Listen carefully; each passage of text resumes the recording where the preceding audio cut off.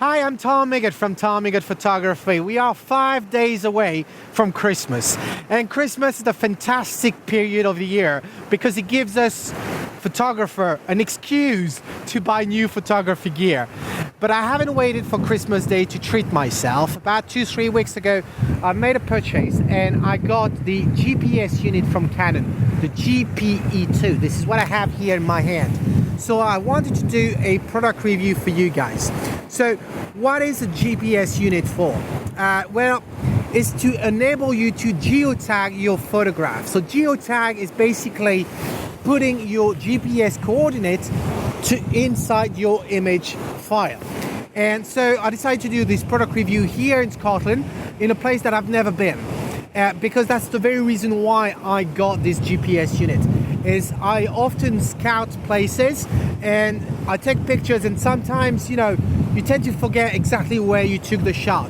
So I really wanted to find a way to get my photograph onto a map so I could come back at a later time. And so I'm going to show you how this unit works and what we can do with it. But I'm also going to give you an alternative if you don't want to spend too much money on such a unit, because it's quite expensive. It's about £200. So I'm going to give you an alternative using your mobile phone that has a built-in GPS. So we're here in Scotland, in Dumfries and Galloway. It's the southwest of Scotland. And the place is called Grey Mary's Tale. I've never been here before. And the great thing about this place is that it has a fantastic waterfall. It's the 5th biggest waterfall here in Britain, and it's about 60 meters high. And we got to climb basically all the way up to go see it. The weather, as you can see, well, now it starts drizzling, actually pouring a little bit. So it's going to rain, but doesn't matter. I'm here to scout the place, discover it, and if it rains, well, so be it. So I'm going to bring you with me, and I'm going to show you around, and I'll talk to you more about this unit. All right, let's go then.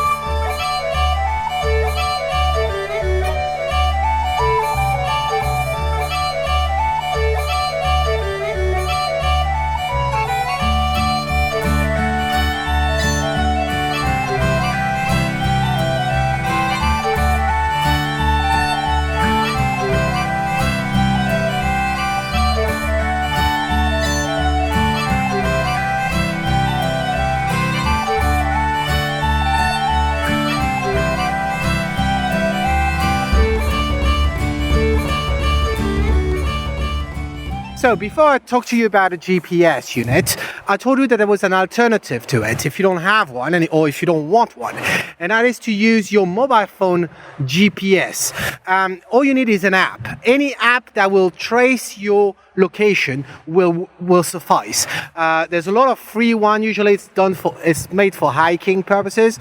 I've got one that is called TrackRec, and it's free, I think.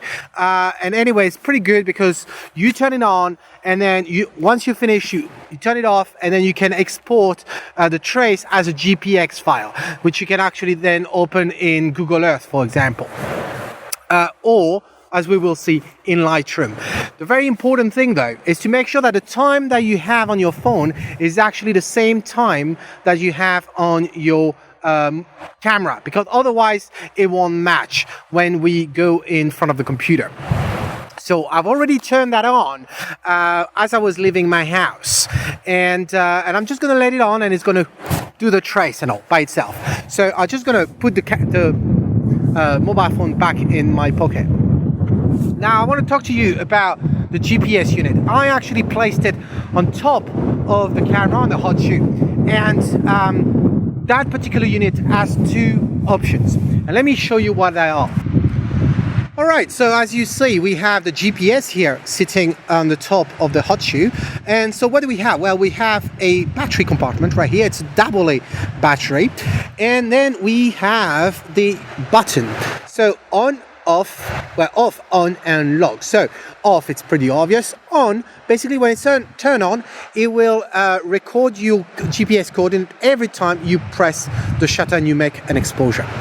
The log setting, which is actually the position I'm in now, will not only do what the on function does, but it will actually record a trace.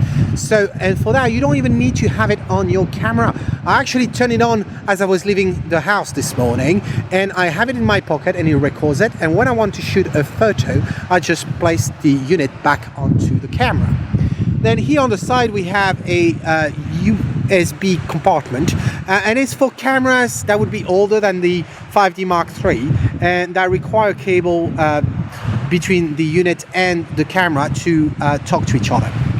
So let me show you the menu. So here the menu, so that's my personalized menu. So let me show you where you actually find the GPS menu. You have it in orange, and it's actually right here, GPS device setting. So we go in there, and what do we have? I'm sorry if it's a little bit blurred, but with the GoPro it's not that easy here. So we have the auto time setting, and you see the good news about this unit is that not only will get a GPS coordinate, but it will also get the time, the correct time. So that way your camera and your pictures, more importantly, will always be at the right time. So it's not that useful if you are always in your village and you're not moving about. You pretty much know what time it is. However, if you're lucky like me to travel, and like me, I was in October, for example, in US, and I started in Nevada, in Las Vegas, then I went to Utah, then I went to Arizona, and I crossed some of the Indian Reserve, and they don't observe the time changing in the US. Inside those reserves, and so within one day you can actually switch 3 time zones, and so having this unit and this option is pretty useful because you know that you're always on the right time. So what else do we have? Well, the next one is position updates timing. Well, that's basically the frequency of the ping between the GPS unit and the satellite. So you can have it every second, every 5 seconds, 10 seconds, 15 seconds, 30 seconds, a minute, 2 minutes, 5 minutes. Obviously, the more, the higher the frequency, then the more battery you will use. But fear not. I mean, I've done tests, and when you set it up to every second, your battery will last about 10 hours if you have the log activated. So it's pretty good. Then the digital compass. So that is pretty cool, actually. What you have is the digital compass built in. So it will know in which direction you're actually pointing your camera. And that's pretty cool. And it's not in case you get lost as you hike across the mountain, no. Although maybe you could use it. But the primary usage that I see for this is that if you wanted to take a picture with the sun at a specific angle, or the moon for that matter, and you set up your camera and your gear before those are in position. So you, thanks to this digital compass, you can make sure that you're pointing in the right direction. So always activate it, and actually in order to use the digital compass you need to calibrate it, and that's the last option at the bottom. Calibrate your digital compass, and it's pretty much the same thing that you have with a mobile phone that has a GPS unit built in. You know, when you have to make that little ball rotates around the circle, it's the same thing. Here you need to move the camera in all these directions, but you can do it in different order that is shown here. And it's very quick, very simple, much simpler than for the mobile phone one. And then finally, the last option is the GPS information display, which is the most important one. What do we have? Well, we have the latitude, longitude, elevation, direction, and UTC, which is the time, and then the satellite reception, how good your signal is. So we can see all the details here, and the altitude is pretty accurate. I've done several tests and comparing to the map, and it was spot on. And we can see southwest 211 degrees. And look at over here where you have the reception. Here we have a good reception. And sorry, but the wind is blowing very strongly here. And you have 3D. When you have the 3D, you get the elevation. But if you have a bad signal for some reason, it will be 2-dimension. In that case, you can't have the elevation, the altitude. So that's it for the menu. Let me show you something else. If I go in this mode, I hope you know this mode if your camera has it, because it enables you to have your camera level to the ground. But when you have the GPS unit plugged in, you actually get that options down. Now you can see the direction you're pointing towards. So that's a cool thing. So let's go in live view, and in live view what you'll notice is here we have a little compass showing really that we are pointing toward the southwest. And as soon as I half press the shutter button, you see we have the GPS symbol right here, and it's just to inform you that your GPS is currently connected to your camera and they talk to each other. And if you take a picture like I'm about to do now, the GPS coordinate will actually be recorded. And if we're here in the menu, you see of that new photograph, you can see the latitude and longitude, as well as the elevation, the orientation, and the time. And that's pretty much all there is to know about this. So what I'll do is I'm going to take you with me. We're going to climb up the hill, go all the way to the lake, and maybe a bit beyond. And then if we have time and if the weather is all right, we'll come back down, we go all around, and we're going to go at the bottom of that waterfall. And afterwards, we'll go home in front of the computer and we'll see with the Canon tool. So there's a DVD that came with it, and we'll see what we can do with all this, as well as the photograph that I'm going to take with my Canon 60D that is not compatible with the GPS unit. And in that case, we're going to use the trace that I'm making at the moment with my mobile phone. And we'll see how we can use the two together in Lightroom to get a geotag on the photograph of the Canon 60D. All right, let's go now.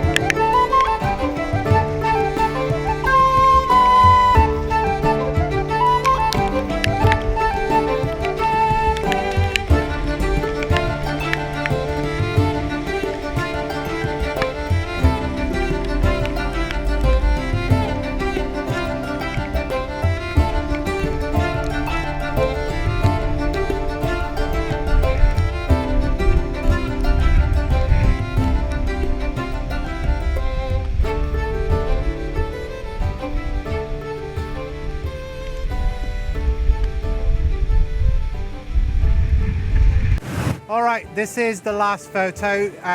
It's in a box. As you can see, it's still raining. It's not going to be that great. I'm not sure about the focus because it's just the tilt shift. So it's manual focusing, and with the whole wetsuit type of thing, I'm not sure how that's going to play out. Anyway, at least I've got the angle.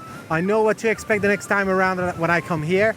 And well, we're going to go home now and have a shower and look at a computer, and I'll show you how to use the Canon tool and Lightroom for the GPS coordinate. All right, let's go now because I'm soaked. Hi, so we're back at home finally after a good hot shower and a hot meal. So what we're going to see now are the photographs that were taken with the 5D Mark III, so they should have the GPS coordinate in there, and also the pictures taken with the 60D, and we're going to actually put the GPS data into the files, and we're going to see this in two different ways.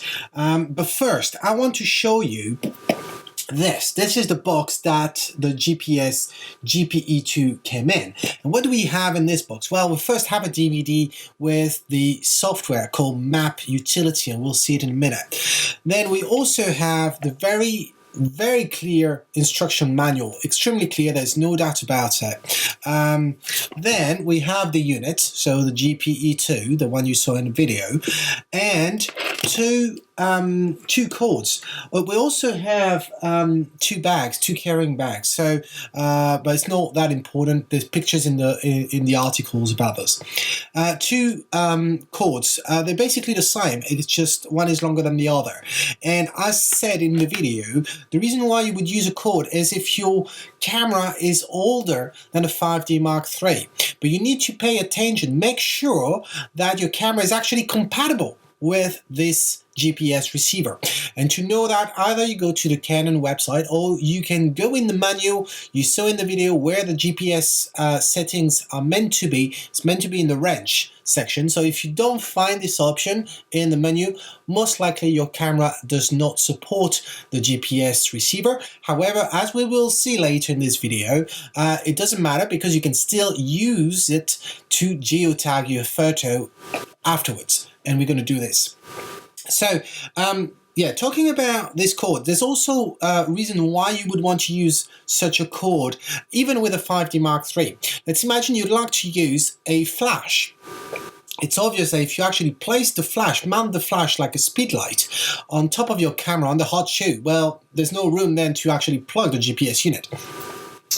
But you can tell me, well, Tom, I know that, but I also know that it's better to have the flash not on the camera but sideways, and therefore use a trigger, like a radio trigger, like this one, for example. And I could actually put the GPS on that. True, you could. However, it will not communicate with your camera. But I would suggest that if you actually use this, put your GPS unit on top of it if you want to keep the digital compass to work. Because otherwise, I mean, it's not because you're using the cable that the digital compass doesn't work.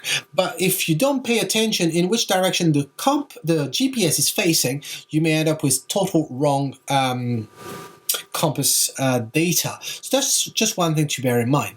So that's about the cable, and a little rant though about the cable. They gave us two cables, fair enough, one long, one short, but they did not give a cable to plug the GPS unit to your computer, and you have to do that if you want to retrieve the log files.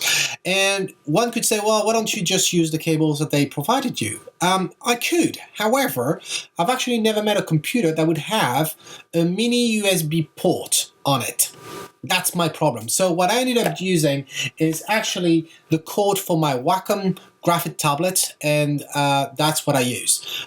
So there's a regular USB on the other side, and here's a small USB that connects to the GPS unit. So that's still work. So let's go in Lightroom and look at what we have. In Lightroom, I basically did three folders. One for the 5D Mark III, one for the 60D, and one for the 60D RAW. The difference is that in the 60D RAW, we have the CR2 files, and 60D we have the DNG file. The 5D Mark III, I just put everything together, and so you can see that we have double images, obviously, the CR2 and the DNG. The DNG was actually created upon import of the CR2 files in Lightroom, but the reason I let it here, it was to show you that the GPS coordinate that is shown here, that little icon that you have on the preview says, you see, photo has GPS coordinate. Well, it is passed on to the DNG, and I've already talked to you about the DNG in the past, and I said there's absolutely no difference in terms of the amount of data that is kept from the CR2 and the DNG. Everything is passed on to the DNG, even if it's not being used by Lightroom, such as the focus point, for example. That is stored in the DNG, but Lightroom does not read this information. Here, the GPS coordinate was well provided, passed on to the DNG file. I think that's important to notice. And so when you click your photo, you'll notice that here in the metadata, here you have a GPS field, and you have the GPS coordinate, but obviously the part that interests us is the map module. So if we go in the map module now, you see the map and we see 12 photographs. Well, let's zoom in. And when we zoom in, we actually see the lock. That's lock skin. And you can see Grace Mary's tail. And so if you actually go on the pictures, then the icon here just changes, and you have the details as to what they represent. But look at the top right here. We have the GPS coordinate, we have the altitude, and we have the direction. Remember when I took that picture? On the video it said, and I can click on it, it was this picture here. It says southwest on the video, right? Well, you have it here, southwest.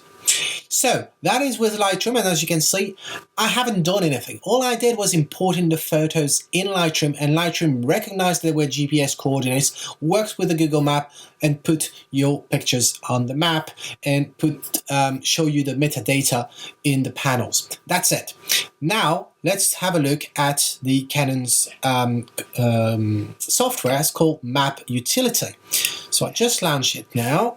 This is what we have. The first thing I want to do is actually import those same images. So I'm not going to go with the 60D yet. I'm just going to go 5D Mark III. What you notice, Canon does not recognize the DNG file. It's not a surprise, but here we go. Select those, import it.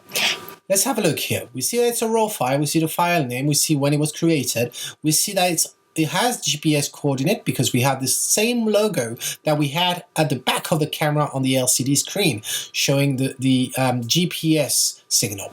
And here we have the map, same Google Map as Lightroom. But now let's zoom in. Look, we have this little purple triangle here showing us the direction we point our camera to.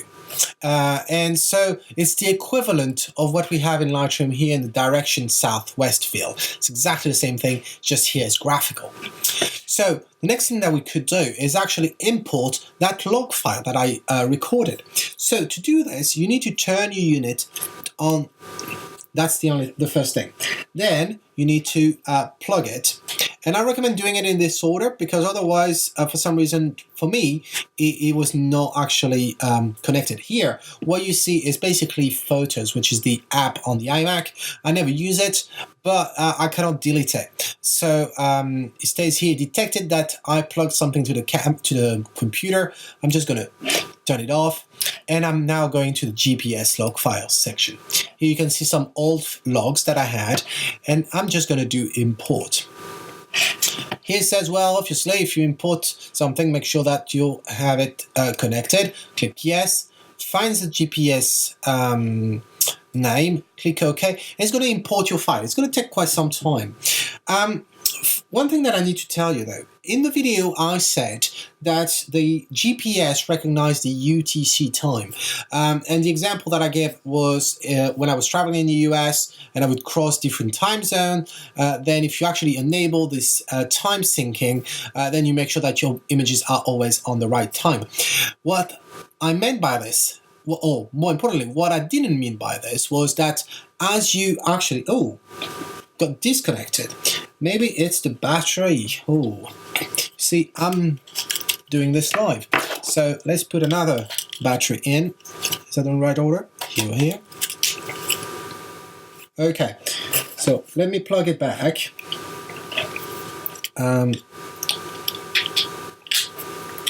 Okay, so here, import.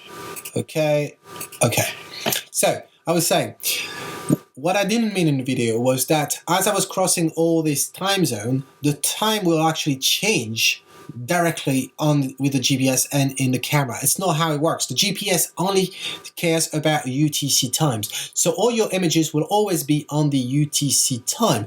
It's up to you afterwards to, as you go through your images, to say, actually, that was time zone +1, +2, +3. That's how it works. But at least you have always the right time, which I think is pretty convenient. Then another thing to bear in mind is that the GPS unit, when you put it in log mode, it will generate a log file, which is the one that we're importing now. It will always generate one log file per day.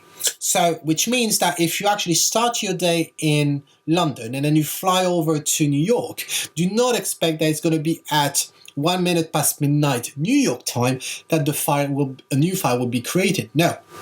It would have been created at 1 minute past midnight London time, because London time is basically UTC. Some of you is going to argue with me that GMT is not the same thing as UTC. End of the story, it's the same. So just one thing to bear in mind. And I don't remember exactly what's the size capacity, the storage capacity of the unit. It's written somewhere in the manual, and I will put it in the blog article. You find the link in the description. But bear in mind that after a certain time, when it will try to create a new file, if it doesn't have enough room on the unit, it will delete the oldest log in order to create the new log. So if you're actually going for a trip for several days, several weeks, make sure that regularly you actually offload your logs onto your computer, otherwise you may risk losing them. So now we have the log file right here, and okay, it says that it may take some time, but it doesn't. When you click on it, it's very, very quick. And as you can see, this is our trace.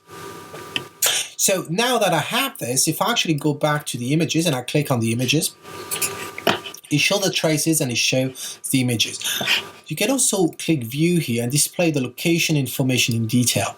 What you can see is for each image, we would actually have, well, the status of the signal, it was good, the time, okay, the latitude, the longitude, the altitude as well, as we saw, the type of the system being used for the GPS, as well as the orientation, and that was to do with a compass. Bear that in mind for later. So that was for the 5D Mark III using the GPS. So my files were automatically geotagged as I was taking them. Now, what about the 60D photos? So let's go back to Lightroom. And in Lightroom, if I go was lost for a second.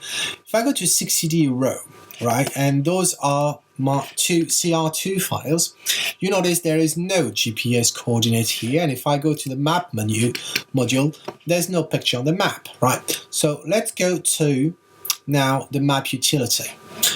Now in map utility, I'm going to do the same step as I did before, which is basically open, and instead of 5D Mark III now, I'm actually going to select 60D RAW, and I select the two files. Well, you notice now we have the two files here, and if I click on those, it will show the trace here, but it doesn't show the images.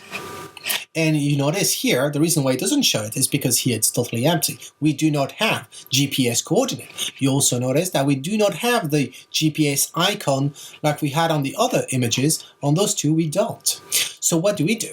And that's where the software comes really useful and extremely simple. It could not be simpler than that, because all you need to do, as long as you have imported the log file, and we have now, and by the way, that log file is stored under your documents, Canon Map Utility, log files, and then you have all the logs that are actually imported.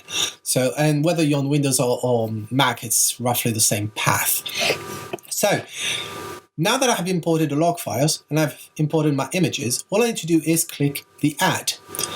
And here what the message says is basically make sure that the time that was set in your camera kind of coincides with the time of the trace, because if it doesn't, it's not going to match and it's going to give you the wrong location. So I said yes, because I've already set up my camera on the right time, matching the 5D Mark III time at that time, and the 5D Mark III was matching the UTC time of the GPS, so everything was synced. And here we see the image. It's right here. And notice now we have two blue icons here, and the reason why it's blue is because it's waiting for me to click save. When I'm going to click save now, it will actually write into the raw file. It's okay because it's Canon software writing into a Canon raw file, so it's all right. So that's done. So now if I click on this one, look, we have our image, and that was the Canon 60D image. But one thing to look at though, look at this panel. We do have the date, we have the latitude, the longitude, the system used, but we do not have the orientation. We don't have the orientation, and that actually makes sense because we're actually getting the information from the trace. So the GPS unit was on top of the other camera, or probably at that time was in my pocket. So it would not make sense to actually add an orientation here in the data. But there's one thing missing though. Did you notice that we do not have the altitude? I have no idea why we don't have the altitude. I find it quite absurd, and you'll see why pretty shortly with what we're going to do next. Because what we're going to do next now is, what if you don't have this GPS unit? You just have a DSLR, whatever that might be. It can be the 5D Mark III or the 60D, any others, but you don't have the GPS unit, but you have an iPhone, or any phone for that matter, that has a GPS built in, or any GPS device, handheld device, that would enable you to export the GPX. So as long as you can do this, you're good. But here, because I don't have a GPS unit, I'm just going to show it to you on the phone. So bear with me. All I need to do is basically connect my phone. So I'm going to do this right away. In front of you, I've got this app that basically helps me connect to mirror my phone. Here we go. So you guys see my phone. This is my phone, my iPhone, and the app that I was referring to in the video is called TrackRec. And so when you open TrackRec, you have the track history, and these are all the tracks that I have here. And what you can do is you select this one. This was the 20th of December. You have it, and then you do share track. And here you have the option to email the track file itself, or having a link somewhere on a server and just send the link. I've already done this. So I've already downloaded it. So now I'm just going to turn off my phone, and we're going to go to Lightroom. So let's go to Lightroom. And now in Lightroom, what do you notice, by the way? You notice that the two images that we had from the 60D, the raw file, right, the CR2 files, well, it's still not on a map. Why? Well, simply because we need to somehow refresh the information inside Lightroom to see them. So if we go in the library, it's not enough to just select your images and go to metadata and read the metadata from files. Why? Because look, if I do this, click read, you see nothing happens. There's still no icon over here to show us the GPS coordinate, and there's still the empty field right here at the bottom right. Well, the reason is, I'm going to show it to you why. Look, because we had imported our images into Lightroom first, before going into the map utility of Canon, because we're dealing with raw files, it actually created XMP files.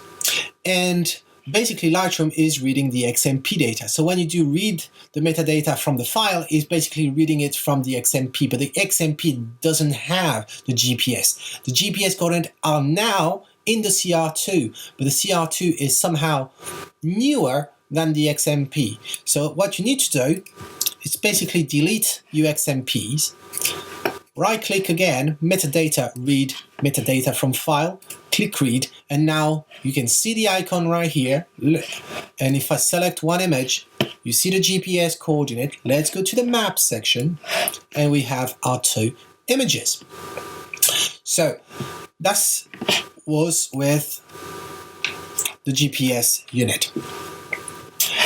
Now, what if, following our thought, we have the GNG files, we don't have any GPS data here, we didn't have the GPS from Canon, all we had was the phone or an handheld GPS device. Well, what you want to do is go to the map section. We have our 2 images and still not showing here on the map. That's absolutely normal. But what you want to do is, here you have a link, you click on it and you do load track log. So when you do load track log, it will ask you to find that track, and here's a GPX file that I exported from my phone. So I click choose. It's loading the trace. Look at this, we have exactly the same trace as what we had here, right? So if I click on the image again, you see it's roughly, I'm going to unzoom. It's the same trace. And we'll see right after this, we'll see in detail if really the 2 traces are equivalent. So we have the trace now, but what we need to do, we have to match the pictures to that trace. So we select our images, we go back to this link here, and now we go down and we do auto tag to selected photos. And look at this. Automatically, the 2 images now have the GPS coordinate. You have it here, and you have the altitude. We have the altitude. So this is why I have a problem with Canon.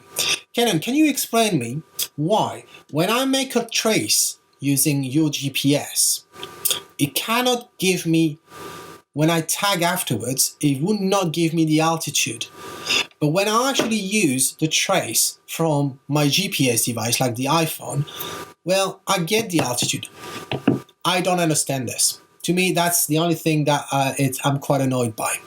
It's not a massive thing, but come on, the altitude, it was stored by the GPS, and the GPS is able to actually get that altitude. Just in case you guys would think that the 2 images actually share the same GPS because I synced them at the same time, that's not the reason. They share the same because I actually took them at the same location. So now you saw how to actually geotag your images, whether you have an iPhone or you have the Canon GPS unit. In the video, I believe I said that it would be in the case you would use the phone in case your camera would not be compatible with the Canon GPS. It's not the only scenario.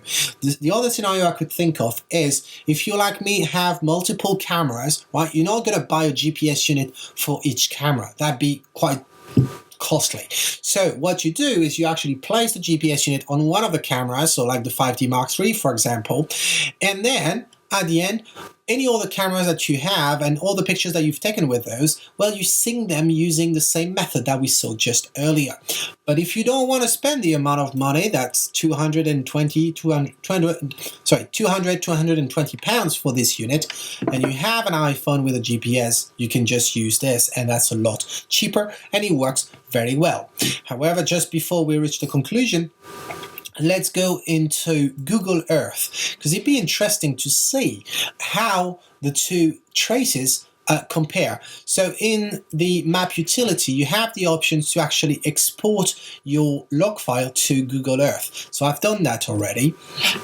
And I should add as well, I forgot to add this, that if you were to wonder why we would not actually from Lightroom do load track log and go to the document Canon Utilities GPS log file and select one of those log files, those are the log files coming from the GPS, well, the reason is it would not let us. And the why is because this .log file is basically a zip file. So if you replace the name by zip and then you unzip it, you will find a GPX file in there. But it's not a GPX format, it's an NMEA, something like this. I'll put the detail in the article. blog. And so you would actually need another program to actually convert that GPS or GPX file into a real GPX format file. You can do that. I mean, there are applications, free one. I found one and I tested it, like GPS Babel. That seems to be the one that everybody knows. But why would you go through that process of converting a file so you can just import it in Lightroom, where you can just simply use the Canon map utility? So that's just one thing that I wanted to mention. So now in Google Earth, I've imported the iPhone GPS track and the Canon one. So if we actually have a look, one is red and one is blue. So the iPhone one is the blue one and the red is the Canon. So if we actually zoom in, because at that view we basically look like they're on top of each other, so it would be fine. But if we zoom in,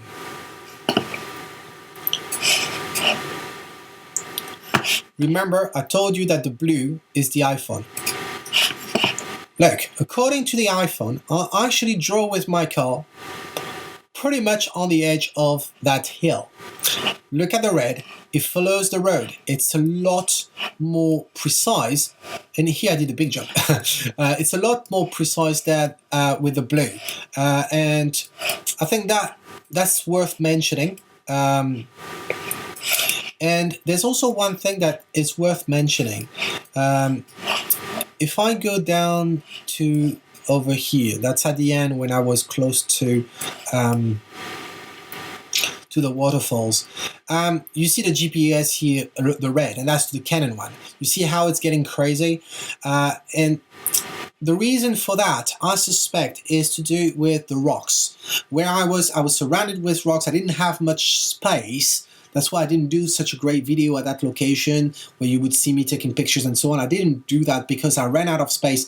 And that particular spot where I was, it was beyond a danger fence. So there was a fence telling you not to go there, but I went beyond it. So anyway, the point is that I was surrounded by rocks, and I suspect that the signal was bouncing off the rocks.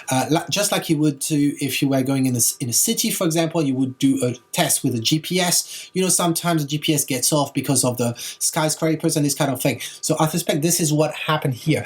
The rest of the trace is actually pretty spot on, and as I said, the altitude was spot on too.